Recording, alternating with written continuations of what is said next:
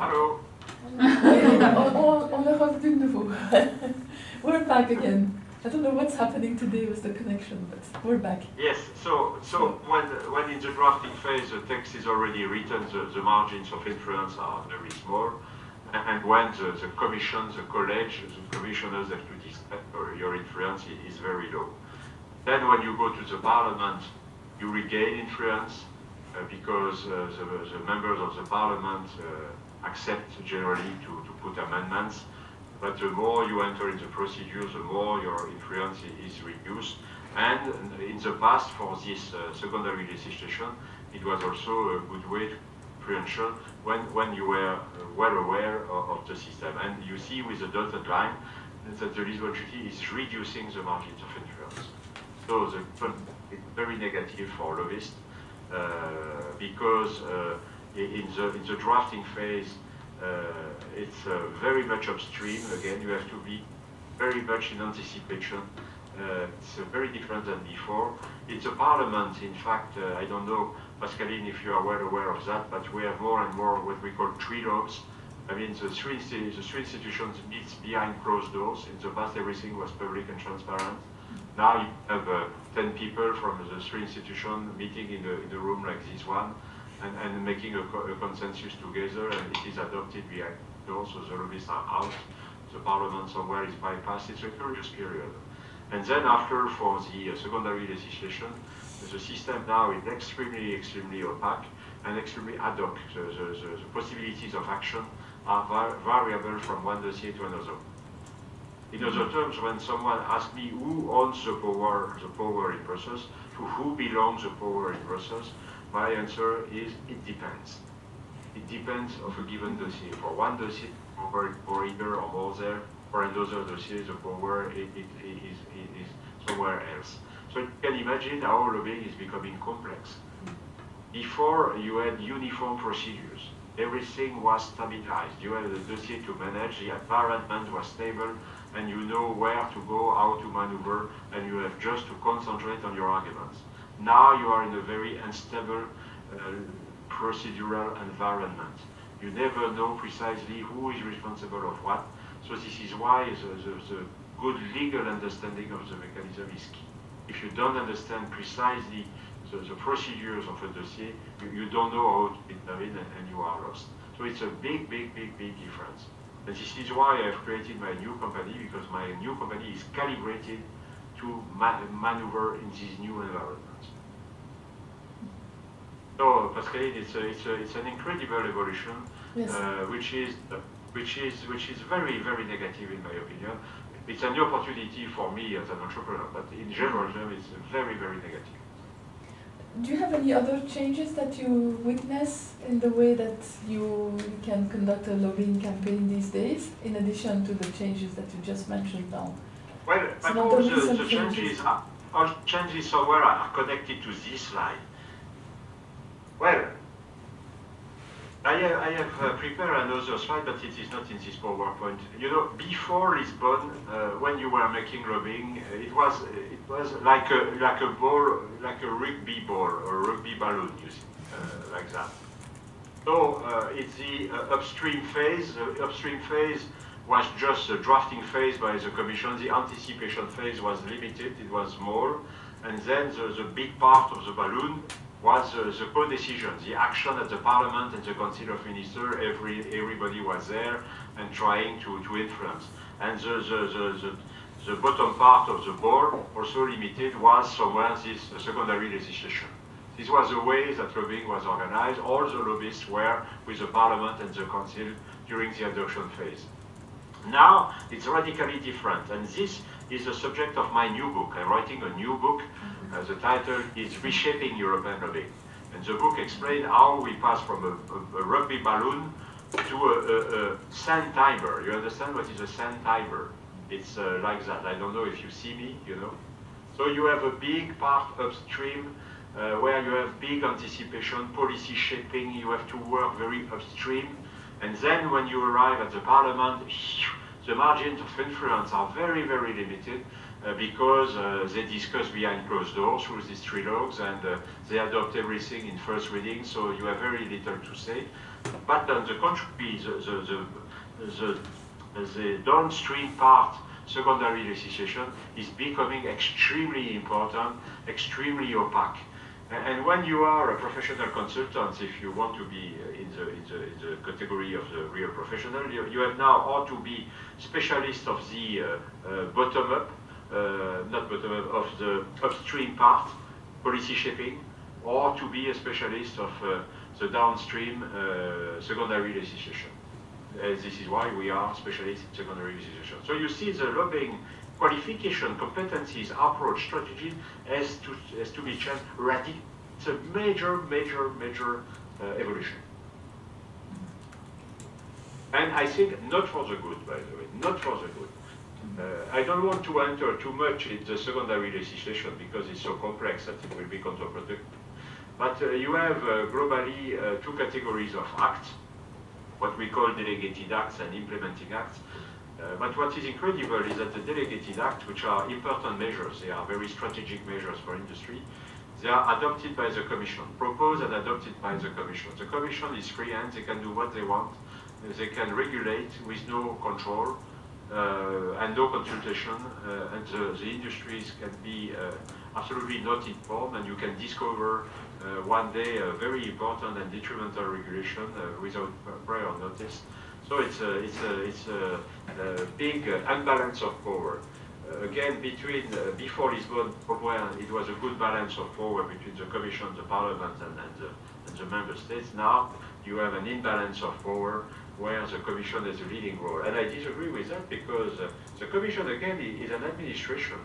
And an administration needs to be under control of the Parliament or of the government, which is the case in all the countries. And here, the Commission is abusing on this system. You will be interested, probably, Pascaline, to know that I took the initiative to create a manifesto for a reform of secondary legislation, which is now online since yesterday. Okay. And they can probably find it right away on the computer. If you go to my website, go to www.PACT Europe, all in one word. They have it already. They have it. They were so fast. On the homepage, you have a manifesto. And you can register. So you have individual registration, collective registration. So if you agree on what he said, your signature will be very welcome, and yours in particular, Pascaline. And this manifesto will be signed by the big lobbies and big NGOs. WWF has agreed already, the chemical industry also, the petroleum industry. So now we need some weeks for the concrete signatures, but we want to put transparency in the system, to oblige the Commission to inform, to respect the deadline, and to have a very legal definition of the procedures, and not to have the capacity to have legal interpretation. You are in the legal department, you know, the Commission is taking freedom in the interpretation of the procedures. When you have legal interpretation, there is no legal. A legal order needs to avoid any legal interpretation. When you have a procedure, you have to respect the procedure. This is a battle. It's a personal battle. I mean, I'm not paid for doing that. It's a pro bono activity, but many people are speaking about that now in Brussels, and it's very based also on the drug I'm working for, this medicine for the young children. They have been the victim of the new system, and the Commission is manipulating the procedure. This is why we also took the initiative. And you know, in lobbying also, you see how the communication dimension is important, and how the social networks are important. So you see, it's important to be a lawyer, but also a communicator. Somewhere, a good lobbyist is half a lawyer, half a journalist. You know, you need to keep in mind the importance of communication. I was very pleased, Pascaline, when I had your group this year for the dissertation. They work by groups of 3, and I have insisted that, yeah. And And I've insisted a lot that they feel free in the drafting of their dissertation, that they feel free to put pictures and photographs and to have titles and concrete examples and to really the of the dissertation. And the result was very good, by the way. I was very impressed and very proud of what they did, especially speaking. So again, on lobbying, you need to pass a message. And when you take with a desk officer, which is a technician, you can of course have very complex technical documents. But when you work with a member of the parliament, or when you work with a journalist, or when you work with a high-level politician, you need to give your message, particularly your 10 seconds. So the communication angle is very, very, very important. People don't read. And you see that these social networks, LinkedIn or internet or all that is so important for us now. And if we win this dossier for medicine, it will win this modern technology, with no doubt. No doubt. So that's also one of the recent developments. I mean, it's not that recent, but the technology, the way you use it, what has changed, let's say, over the last 5 years? The way you use technology in your activities? Everything has changed. You know, me, I am not an ancestor, but so old. But till the beginning of my career, we had the telex. Telex now, which don't exist anywhere, but the information was coming by the telex. I remember when I was your age, I was going from Paris to Brussels to find a document. I was taking the train to obtain one document. Can you imagine that? And one day was necessary to obtain the conclusions of one meeting. It was incredible. Then after we had the telefax, but the telefax was very soon. The telefax arrived more or less in 1980, 82, 35, somewhere mid-80s. So it appears to be so obsolete, but it was a revolution to obtain information through electronic, also through telefax. It was incredible. Then after we have had internet. But the problem, internet is a double fast system. It's very good and very bad on one hand, because it's so easy to obtain information that then after you have to analyze information. So the problem in Brussels is not to obtain information, but to analyze information. And again, you have to spend time to identify in a block of information what is the relevant information. This is why also communication is very key. And you have a multiplication of factor. So the big problem now, I think, is first complexity of the procedures I have developed a lot, necessary to insist, but the capacity to communicate and to say to someone, well, you have a big problem here, it's a huge problem, but you have to know that. This is what you have to know, and inside this, what you have to do is that. So you have a big added value to bring to information in order to send the proper message to someone. It's very, very important. In all aspects, you see the manifesto is as short as possible. We have worked really put that really on our site. It's very essential to have a communication attitude. And because you are beginning your career, in a career to be a good communicator is a big asset. If you have a good linguistic skill and on top of it a good communication skills, you are very well equipped for success. It's a career accelerator. And when you will start working really, spend some money to follow media training. To have a media training is very, very, very important. Also, you know, the speakers generally are very boring. You have to be very careful on the communication dimension. Any long training I deliver, we are two speakers to facilitate concentration of the audience. So everything has to be organized in a way to facilitate the transmission of the message. But I think the Anglo-Saxon world are more receptive to this than the European continent. Definitely. It starts in primary school. So where are we here? We are well. We can turn you see, you continue 2, 3, 4. Fourth message: national lobbying and European lobbying. It is a very important. It's a very important characteristic of Brussels. You know, national lobbying is political, and European lobbying is technical. This is obvious because at national level you have a majority and an opposition. Look, you are French. You are a French lobbyist working in Paris. You are in May 2012, and you have to lobby Mr. Sarkozy.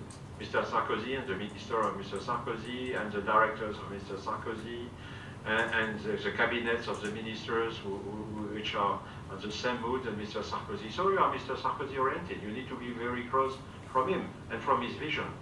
Then the months after, you have Mr. Hollande. All the Sarkozy guys out, and the Hollande guys are there. So it's a completely different approach, it's a completely different network, and so you cannot find the two. Or you are a lobbyist very close from Mr. Sarkozy political party, or you are someone very close from the left side. So you see, in Brussels it's very, very different, because you have no government, so there is no problem at this level. And in the parliament you have not a majority. You have to build coalitions.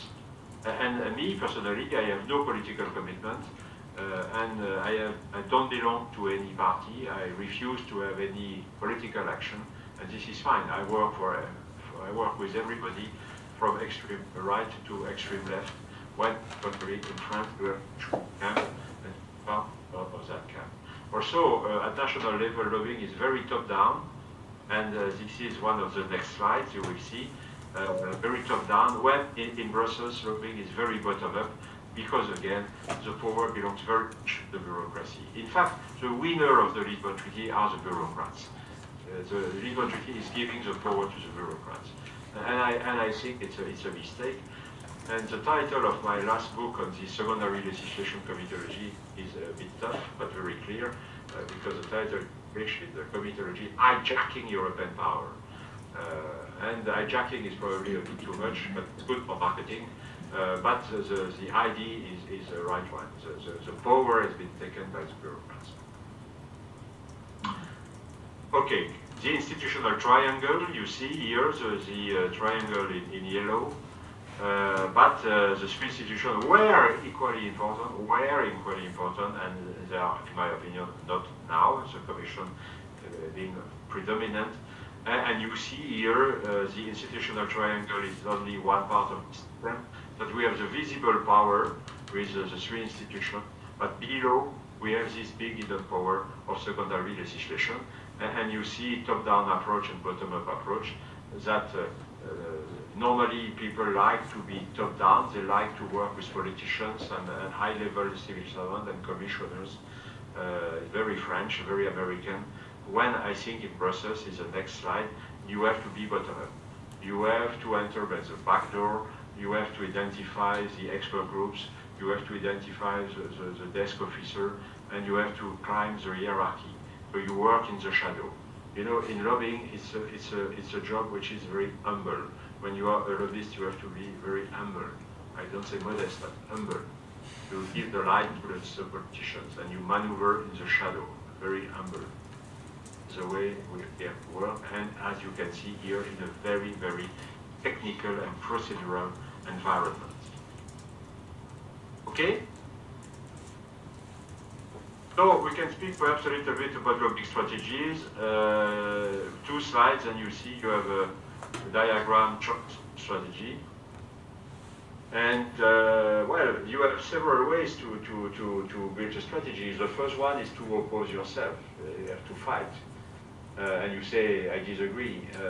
But this is a counterproductive strategy. You can be negative once, which is my case now for this drug. For young children, we want to avoid the regulation. We want to block it. We want to oblige the Commission to change its mind. So it's very negative. But here it's punctual. But when you are negative, like the farmers' union, you know, when they disagree, they ask subsidies. This is a soft negative approach, or they put tractors and people in that they demonstrate, which is for me exactly what not to do. The demonstrations, the organization of demonstration is the exact opposite of what modern lobbying is. And when I see the honey producers or the milk producers demonstrating in Brussels, for me, it's painful, because these guys are doing exactly the contrary of what to do. Again, a lobbyist is a solution maker. I was invited recently by the pig producers in Brittany, and they have many pigs, toutes, by the way, they pollute a lot. And they've invited me for their General Assembly. So it was a big crowd of pig producers. And I consider that when these people pay to have me, my responsibility is to be frank and honest and fair, and to tell them what I believe and not what they should like to listen from me. And I said to them, well, my friends, I have full respect for what you do, but you have to make a U-turn. If you consider that your regulation is not bad, the fact to demonstrate is of no use. If you consider that your regulation is bad, you have to propose a good one, and you have to write it, and you have to sell it to the authorities and to the officials. This is the way we have to lobby. We are solutions makers. And same for the milk crisis. They have very low prices. It's not necessary to cry or to shout about the milk prices. You have to propose a system of price guarantees or whatsoever. It's very, very important. So the negative part is not good. The defensive part is very industrial, in particular in the field of environment, because the industries face so many administrative burdens and constraints that they think they have enough, so they are very reluctant to move forward. But again, if you are defensive too long, you are getting problem. So the only good strategy is a proactive one. You are part of the solution, even if you disagree with the Commission. You try to be part of the solution. You try to work with the institution. You try to bring a solution, and especially you try to create alliances which are transversal. You try to work from the producers to the consumer.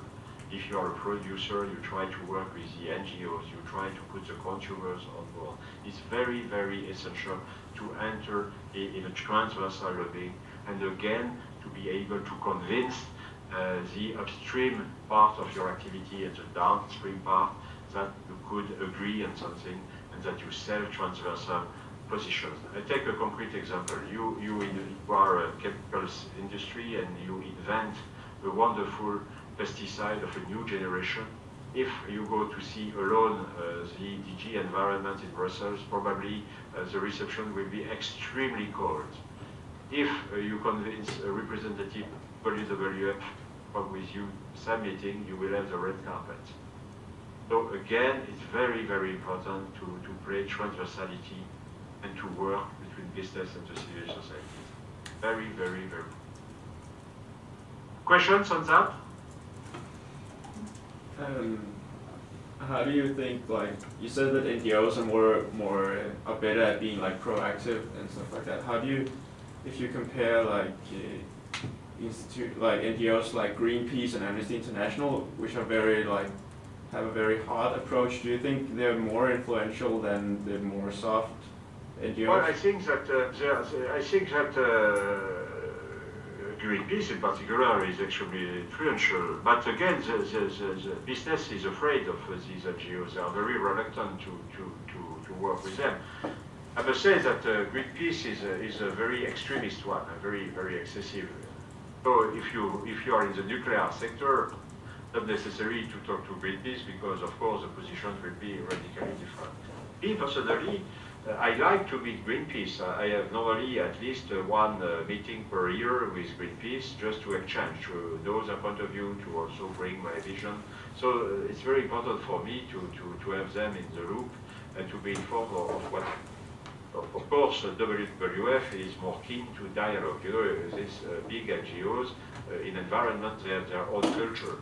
Some are ready to enter in partnerships or dialogue, some are much more resistant. Climate Action Network is somewhere in between. The excessive ones are Greenpeace and Friends of the Earth. Very, very difficult. The easiest are BirdLife for biodiversity and WWF. WWF has many partnerships in the field of forestry, fisheries in particular, but not only, and it's a plus for a company. You see, for instance, the head of the Brussels office of WWF is part of the board Dow Chemical in the US. And I think it's very important, again, to take on board this dimension. Never, of course, an industry will be totally in line with a green NGO, but you have somewhere to know the position of the other and to begin to build bridges. It's very, very important in the lobbying strategy on some aspects to have civil society green NGOs on board, and they are very influential in Brussels because the Parliament is very open to civil society NGOs and the Commission also, DG Environment in particular. So the role of the NGOs in the field of environment very, very high.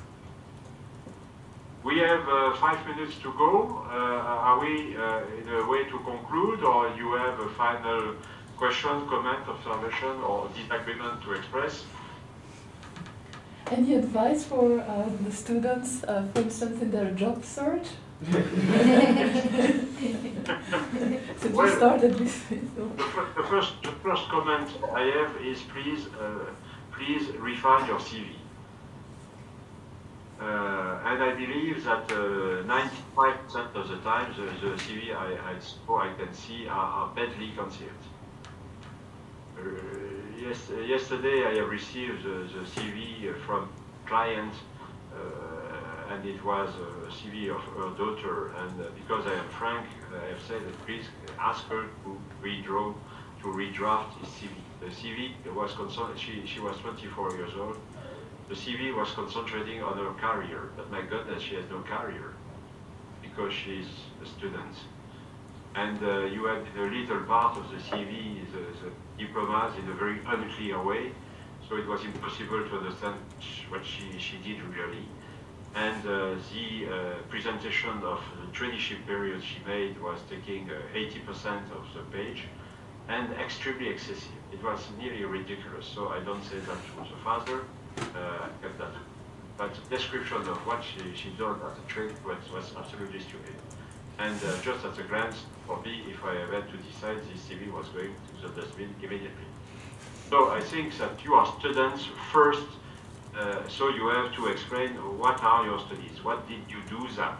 You are a lawyer, okay, good, but for a private lawyer, a public lawyer, you are a specialization in taxation. On what you made your dissertation? My dissertation was that it's good, interesting to know. And what about your graduation? You have had a specific note, you have had a very good quotation. All that is important for me. And then after you put the traineeship period, but if you have worked in Carrefour as a cashier, not necessary to mention that, it's of no interest. Again, you have to mention what you did specific. I remember in my time, I had it was no traineeship period, but I was working during the summertime to earn money. But all my period of summertime were useful. I worked first in a bank during 4 months on the loans. So I was really working as an employee. Then I worked for a notaris to write a contract. So, it was useful. So this you can mention. But again, the development of what you did as a student, why you did that, what are your specialties, very, very essential. And in the traineeship period, again, you have just to express what is important. Then after, what is for me is to see all these CVs sent by thousands. The CVs are sent by hundreds or by thousands to everybody. When I think you have to calibrate.